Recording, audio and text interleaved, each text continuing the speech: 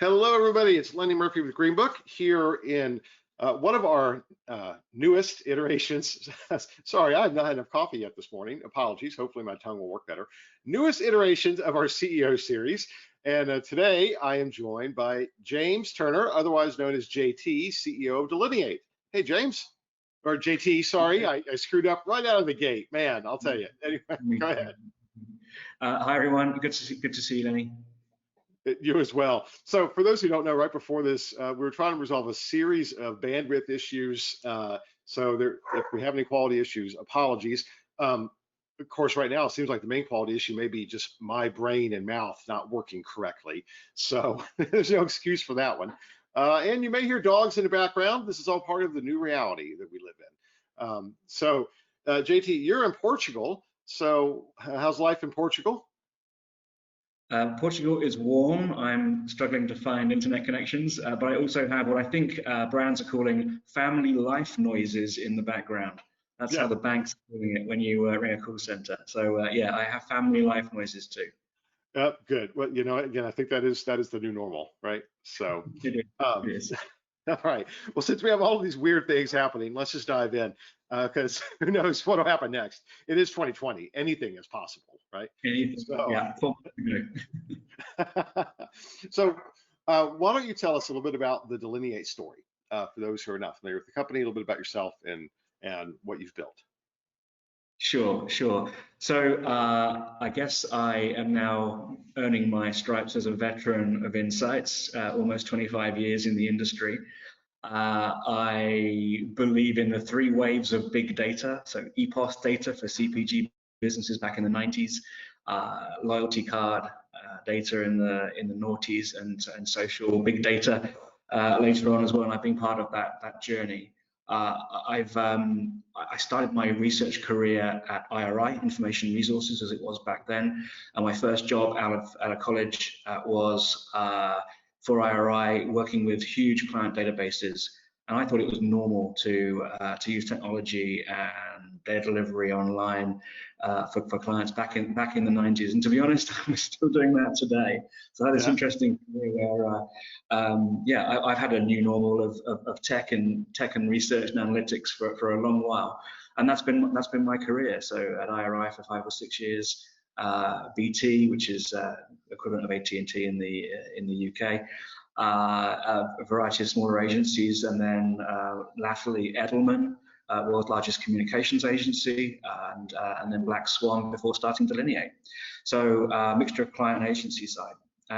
It was really at my time at Edelman where it was really being sort of thrown into the lion's den, if you like. So we were an agency in an agency, and we had to help Edelman use insights, measurement, analytics to validate ideas, test campaigns, look at impact at the speed of PR. And of all the marketing disciplines, PR is the fastest. It's the one which turns on a dime. I think that's an American phrase I'm using correctly.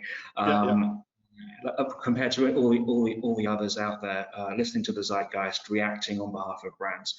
And so it was really a baptism of fire to go from being a relatively big fish. I don't mean to blow my own horn a little bit, but relatively big fish in the research world to pretty much a no one in PR, and have to kind of fight for a space at the table. The Edelman Intelligence, as they're now called, story, is a pretty successful one, and I was really happy to be part of that journey, where they now use insights as part of their core offering, and the tables have really sort of turned, and it's very successful. But it's at Edelman where I realized that we really had to work at the pace of the clients, in this case communicators and their brands, and that the traditional research products and services really were not going to cut it. And what had happened at Edelman, like with all the other communications and marketing businesses, was that tools like social listening, media and analytics tools were working in real time, and they're offering the promise of solving your issues in real time. And a lot of the other research techniques that were known to be better, so opinion research, message testing, quant studies, all those good things, just weren't able to work quickly enough or at the price point that could be afforded within modest budgets. And so at Edelman, we built a number of tools that were able to meet those needs and indeed help make the right decisions. And that's what gave me the idea for my next business. But in the meantime, I had a brief stint at a Black Swan, where I learned a lot about advances in social data and building a technology business. So great company at Black Swan, and yeah, I was there for a couple of years before finally launching Delineate. And my idea for Delineate really was to continue the use of technology and put it front and foremost in the solution for clients. What that really means is redesigning how a research company would work. Blank sheet of paper, new technology stack. Don't reinvent the wheel. Use all the great things that your Microsofts, Amazon, and Googles are producing, and use automations, API connectivity, and all those great things to reduce costs, increase speed and quality for the end client. And there are many people out there, I'm sure you've spoken to over the years, that have done that with marketplace solutions. And we've got a slightly different take on that. But fundamentally, it was Delineate was designed to reduce cost, increase quality, and speed of primary research solutions for end clients. And we're told by big brands that they, quote, love our data, end quote. And I think one of the reasons for that is that we believe in daily, we believe in real time, which many of the ad hoc projects cannot really deliver against. We believe in connectivity, so being able to deliver data into our clients, whether that be as a dashboard report or in a BI tool of choice, Tableau, Looker, Power BI, or into a data lake, working with the tailwinds of these big businesses where they're trying to get data into repositories to be used in business decision making. And that's against how many of the bigger agencies work, which tends to be to gatekeeper and silo that data behind client service functions. And we see that our big brand clients just don't want to buy like that anymore. They want to break it into data, platform, and services, sometimes not with your services. So that was the idea behind Delineate, and we're on that journey now. Really, we've been moving from more ad hoc projects for clients into annual license agreements and big contracts, which has been fantastic, and with a lot of great faith from our foundational clients, and they're renewing and loving what we're doing. So delighted to still be here post or mid COVID, which is depending on when you're listening to this podcast, I believe. Yeah, well, it's yeah. This will be today is the 3rd, and this will be up sometime next week. So we're definitely still mid COVID. Yeah, definitely still mid COVID. Hopefully near the beginning of the end of the long tail, but fingers crossed, right? So that is a really cool story. So I think what's interesting, I think about the my time of 20 years in the industry, so you got me beat, has been this steady progression towards cheaper, faster, automated solutions, but not necessarily the integration of alternative data sources, right? So that's been fairly separate, right? And if we think about that, even some of the grit data, right? We always see big data and social media analytics having far greater adoption on the client side than on the supplier side, right? And you know, and other types of alternative data sources, right? That they just have not seen a research company, many research companies, or certainly some, built to bridge that gap between traditional research approaches of collecting data and utilizing all of the other data assets that are there from an analytical perspective. So if I had to sum up Delineate, what I hear is that you're that next generation of company that we've been waiting for. And you have other folks that are out there as well. Black Swan, you mentioned, right, is kind of the inspiration, and that are bringing together the two sides of the family, right, of the analytics and insights into an integrated offering. Is that a pretty fair summation? Yeah, absolutely. Yeah. Okay. So have you seen a change? So speaking of COVID, have you seen a change this year versus last year in terms of client openness to a need for speed and agility and cost efficiencies versus where they were just a little bit ago? Yes, we have. Obviously, COVID has had a big impact on a lot of the big research buyers out there, particularly the CPGs that are big spenders in marketing and therefore marketing insights. We've seen clients go to zero-based budgeting, so often cutting research spend completely, and it might not make it back in the mix. our clients, we're fortunate that they see such value in what we do. We have annual contracts. Of course, that inoculates you in some ways, but also the feedback is because we're able to pivot, change, add to our always-on capability, our insight partners and their own internal clients, marketers, can use us as a fast turnaround research tool, and they can dial up and dial down sample sizes, for instance, or they can provide us with data sets like media spend or third-party data and ask us to do analytics on that. So yes, we have, to answer your question, yes, we have seen a need for agility coming irrespective of COVID. I think one of the areas that we perform well in is in brand and campaign tracking work, where the incumbent supplier is typically a big research firm that struggles to deliver in an agile way, still kind of in the quarterly delivery mentality, monthly field sort of approach. And it is a challenge to do global work on a daily basis, don't get me wrong. But the businesses are making decisions on a variety of data sources. And if you like, the competitive data sets to primary research particularly are the likes of social listening tools and Google Analytics and media agencies providing you dashboards and other things that are available at the fingertips to the end marketer or the insights team between them and the data source. And ultimately, people are making decisions based on red, yellow, green. Stop what you're doing, it's not working. Yellow, it needs tweaking, hang on a minute. And green, continue what's going on. And my perspective is that there's so much value in the opinion and survey research world. Asking people what they think is still a very valid metric. And marketers and insights folk understand that, but they can't get to that data at the right price point and at the right speed and in the right way.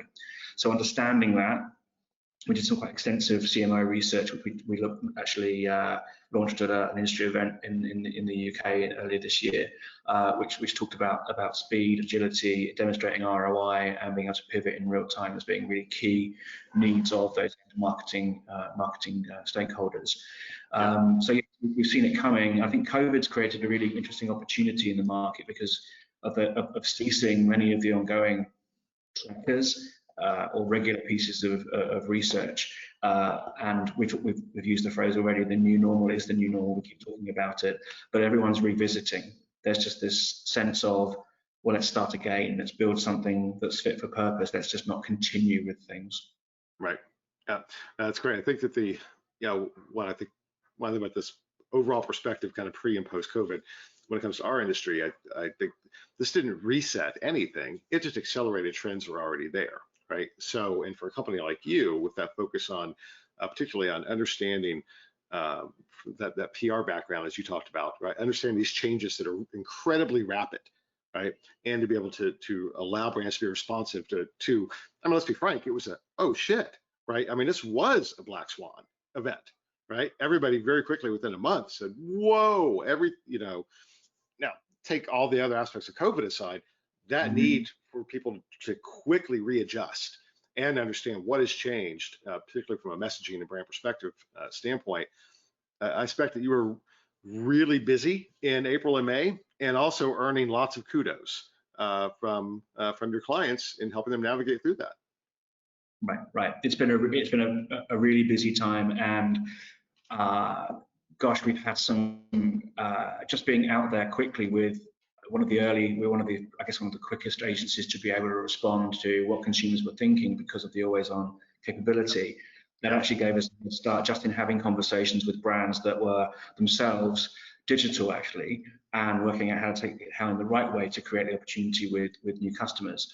And that's actually led to them realizing that the capabilities we've built with Always On could replace their brand tracking. So actually for us, it's been, I guess we're very lucky, and I'm very mindful of those people listening onto this podcast. They may not be in this situation, particularly in the big research groups, but it's been an upturn for us. And I think you're absolutely right. This is a catalyst, an acceleration for new ways of working that are digital first. Everything's digital. Why are we calling it digital first? Everything's digital, that works at the pace of these businesses, and is a price point that's affordable, and can pivot and change rapidly. So I think that there's going to be winners and losers in the next 6 to 9 months. There's also some sad stories already. More will come, but the winners in this business are going to be those that can pivot. Hopefully one of them. But yeah, to your point, we've been very lucky, and we've had throughout great work, of course, but very lucky to have retained and grown our client base in this time, but also have had quotes from, it will come in due time, but from big, well-known brands saying we literally couldn't have done this without the ability to do always on. And our next competitor, we work in one region and a big client, we have a competitor in the other region. We're doing things in 3 days in 12 languages. They're taking 4 weeks. And it's that kind of order of magnitude difference that makes our clients just shine above the rest of their organization. That's not, of course, not the point, but just shows that a well-designed solution can meet these needs. Absolutely. Well, I mean, you and I both have, now we've been through at least 2 significant downturns, as well as 3 massive paradigm shifts, right? In terms of, from telephone to online, and of course, all the data pieces that you. So we know where this goes, right? There are periods where change just happens, and it does accelerate the trends, and then we ride that going forward to the next evolution. So we were due for another big shift. I wish it hadn't been this particular type of scenario that prompted it, but here we are. And congratulations for being there. Again, this was something that's been, you didn't start Delineate this year, you started Delineate a few years ago, right? So you've been building towards this, and now you just had a little kick in the pants for folks to realize, oh wait, there's other solutions. So that's a good thing. So let's now fast forward a little bit and think, okay, we get through all the, we settle into the new normal as an industry, and we look out 2 to 3 years from now. What does the industry landscape look like to you from the perspective of, we know that a corner has been turned regarding brand needs, right? Now they know they can get it cheaper, faster, better, right? They know they can get it real time, and they know they can adapt and do those things. So what do you think that means for the industry as a whole and the role that Delineate will fill in that? So I think brands are going to take a step back from proprietary or custom and look more to syndicated and proprietary off-the-shelf solutions from agencies. So you see this in brand tracking. We operate with syndicated data sets in a number of markets where a brand can buy into pre-collected standard definition versus bespoke.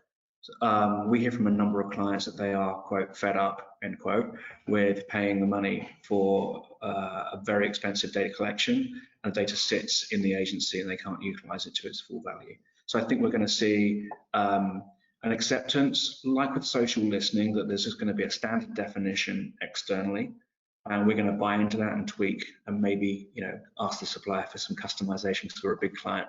That's going to happen. I think we are going to see more connectivity.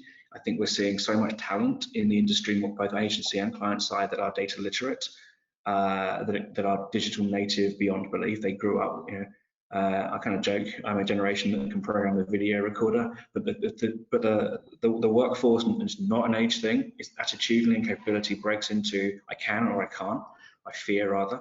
We've got so many people now who are just comfortable using tools, comfortable with data, coming out of college with data science of some degree in their skill set, even a small bit, maybe because it sounds cool, maybe they think they'll get a job, but actually people understand data. And we have an industry that's fearful. We talked earlier about insights and analytics. The insights world is very much, I feel, has a foot in the past, and the analytics world has a foot in the future. And that's an interesting kind of bridge to make. So I think that to your question, there's going to be a move from proprietary and own to more syndicated. I think that businesses want connectivity. I think they're also going to want to fuse insights and analytics in different ways, and that's going to be an interesting change perhaps in the types of supplier that they use. I think that the insights world of old, the quant expert, is going to step back. There's going to be a need for that, but I actually think that the agency that can handle different types of data will continue to succeed. And I think that I think this is going to be a sort of a paradigm shift, really, in kind of the detail. So what I mean by that is that people, as I mentioned before, people are looking to make decisions: red, yellow, green. That's the mindset.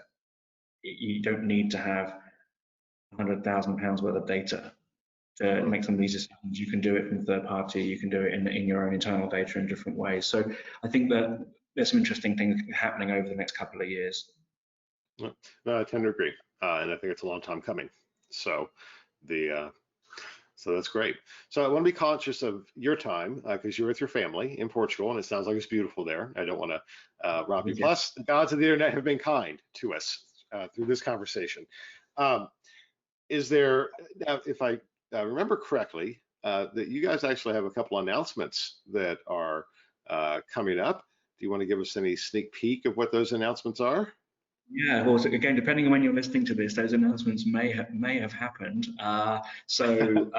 We're delighted to have been joined very recently by Jeff McDonald, who was formerly president at System One Group, and Jeff just recently joined us to be our CEO Americas.